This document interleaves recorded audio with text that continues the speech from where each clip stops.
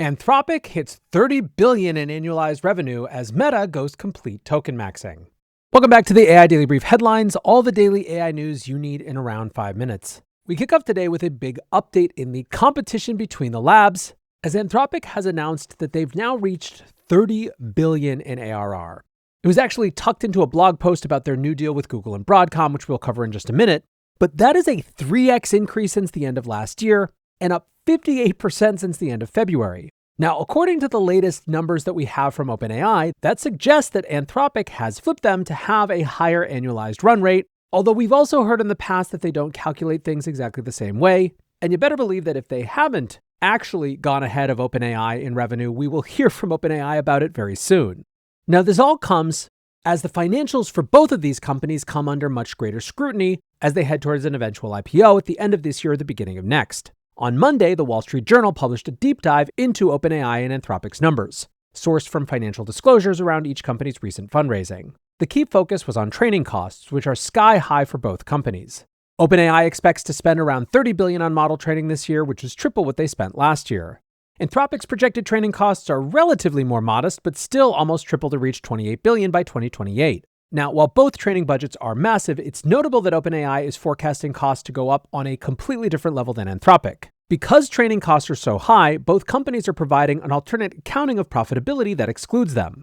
Without training costs, both OpenAI and Anthropic are on track to eke out a small profit this year, with that profit accelerating moving forward.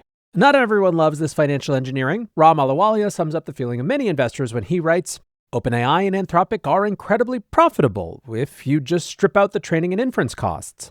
This business model is equivalent to running a passenger airline, except you need to replace your jets every 6 months. Bizarre to have another definition of earnings simply because we don't like the costs. Now, in terms of top-line revenue, both firms expect to double revenue this year and are forecasting further doublings over the next few years. Notably, Anthropic's revenue is almost entirely from enterprise customers, and they forecast that to continue effectively indefinitely. OpenAI's revenue is more balanced than it used to be, but still skews towards the consumer.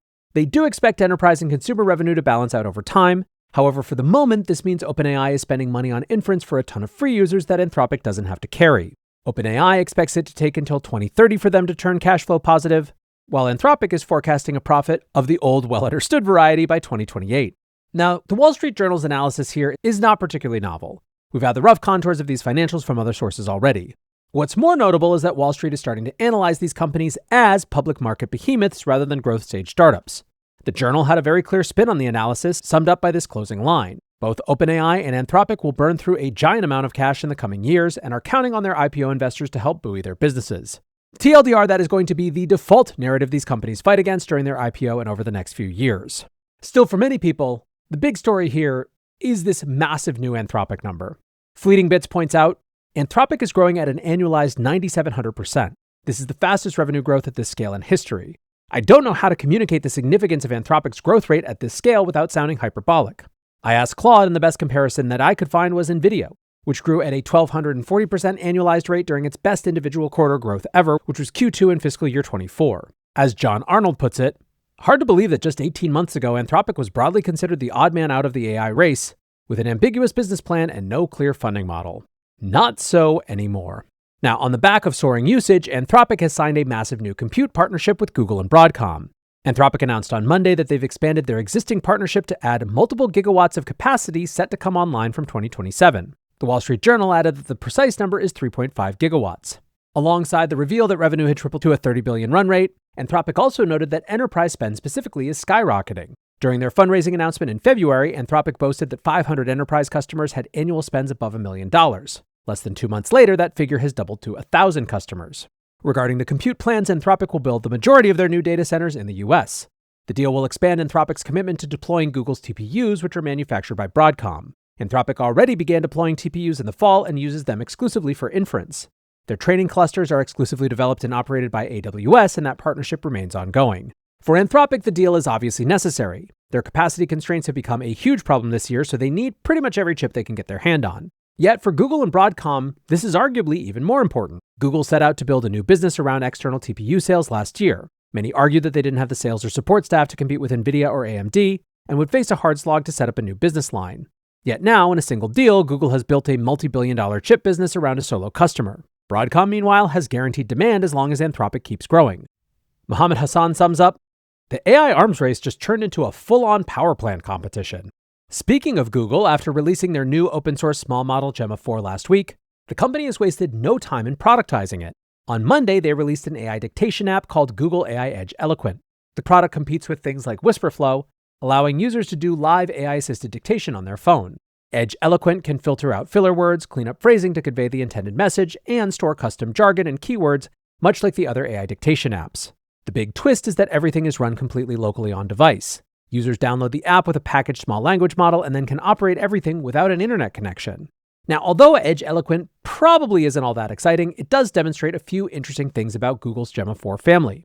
First, unlike previous small models, this doesn't seem to be a research project. It is a commercially viable model for certain use cases, and Google seems intent on building products around it. In addition, this could be the kind of local model Apple has been looking for to drive Siri, which is expected to use Gemini family models when it relaunches in the summer. Gemma 4 doesn't seem to be quite there yet for driving a full offline version of Siri, but you can see where Google is heading. Now, aside from commercial applications, Gemma 4 has seen a hugely positive response from the developer community. Gemma 4 was downloaded 2 million times in its first week. In contrast, Gemma 3 receives 6.7 million downloads over the past year, while Alibaba's Qwen 3.5 achieved 27 million downloads since its release in mid-February. Something that went a little under the radar is that the entire family of models, right down to the 2B version, have strong agentic performance that could push the frontier for mobile agents. Philip Schmidt, a developer experience liaison at DeepMind, showed the model can query Wikipedia using agent skills while running on an iPhone. Obviously still very early innings, but it feels like Gemma 4 could lead to a breakout moment for local models, especially once the OpenClaw folks start tinkering with it. Over in Metaland, the company is preparing to release their new model and plans to offer an open source version in the future. Axios published new information about the model release on Monday, citing sources familiar with the views of AI CEO Alexander Wang. They wrote that Meta wants to keep some part of the model proprietary during the initial release to ensure it doesn't introduce new levels of safety risk, and this reporting contradicts prior speculation that Meta would abandon their commitment to open source models as part of this new release. Axios added that an open source model aligns with how Wang sees Meta's position in the AI race. Wang reportedly views Meta as a democratizing force that can ensure there is a US-trained option for open source developers. Sources suggest that Wang believes that OpenAI and Anthropic are increasingly focused on developing AI systems for governments and the enterprise, while Meta is focused on the consumer. Writes Axios, Meta wants its models distributed as widely and as broadly as possible around the world. Now, this is the first news we've had on the forthcoming model, codenamed Avocado, in several weeks. In early March, the New York Times reported that Avocado had been delayed and couldn't match Gemini 3 on benchmarks. Talk of safety concerns could imply that model performance has improved with another month of post-training. Still, sources say that Meta knows that its models won't be competitive across the board, but believes they will have certain strengths that drive consumer appeal.